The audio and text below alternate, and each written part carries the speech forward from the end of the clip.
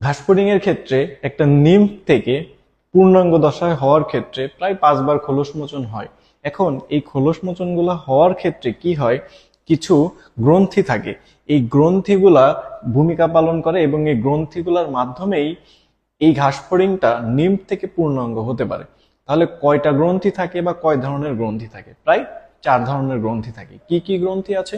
প্রথমেই আমরা আসি, সেটা হচ্ছে কি ইন্টারসেরেব্রাল গ্রন্থিকোষ।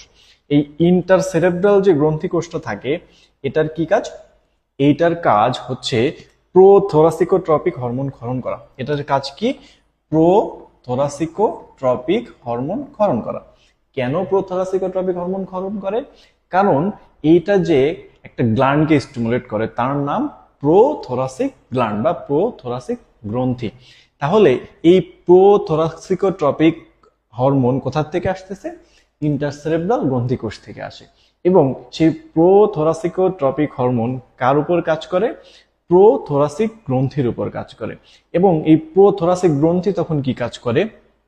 প্রোথোরাসিক গ্রন্থি একটা হরমোন সিক্রেশন করে, তার নাম হচ্ছে কি একডাইসন হরমোন। একডাইসন হরমোন কি করে? যে নিমগুলা যখন খোলস নির্গমন করে, প্রত্যেক ধাপে ধাপে এই খোলস নির্গমন করাকে নিয়ন্ত্রণ করে কে? একডাইসন হরমোন। তাহলে এই একডাইসন হরমোনের প্রভাবে খোলস নির্গমন হয়, অর্থাৎ মোল্টিং এর ক্ষেত্রে কে গুরুত্বপূর্ণ ভূমিকা পালন করে? এই প্রোথেরাসিকোট্রপিক হরমোন বা প্রোথেরাসিকোট্রপিক গ্ল্যান্ড। এবং এই ক্ষেত্রে প্রধান ভূমিকা পালন করে কোন হরমোন? একডাইসন হরমোন। তাহলে একডাইসন হরমোনের প্রভাবেই কি হয়? মোল্টিং হয়। দে কেটে দে। আচ্ছা, তারপরে আছে কি কর্পোরা এলাটা। কর্পোরা এলাটার কি কাজ? কর্পোরা এলাটার থেকেও একটা হরমোন খরিত হয়, সেই হরমোনটার নাম কি? Juvenile hormone. এখান থেকে কি হরমোন খরিত হয়? Juvenile hormone. এই জুভেনাইল হরমোনের কাজ কি? জুভেনাইল হরমোনের কাজ হচ্ছে নিম্ফ দশা, মানে যে ছোট ছোট ঘাসফড়িং এর যে প্রাথমিক পর্যায়গুলা, এইগুলার বৈশিষ্ট্য নিয়ন্ত্রণ করে। তাহলে নিম্ফ দশার বৈশিষ্ট্য কে নিয়ন্ত্রণ করে? Juvenile hormone. এবং এইখান থেকে আরেকটা হরমোন আসে, তার নাম কি? তার নাম হচ্ছে গোনাডোট্রপিক হরমোন। কি নাম? Gonadotropic hormone. এখন এই গোনাডোট্রপিক যে হরমোন, নাম শুনে বোঝা যাচ্ছে যে এটা কি নিয়ন্ত্রণ করে? গোনাড। আর গোনাড শব্দের অর্থ কি? জননাঙ্গ।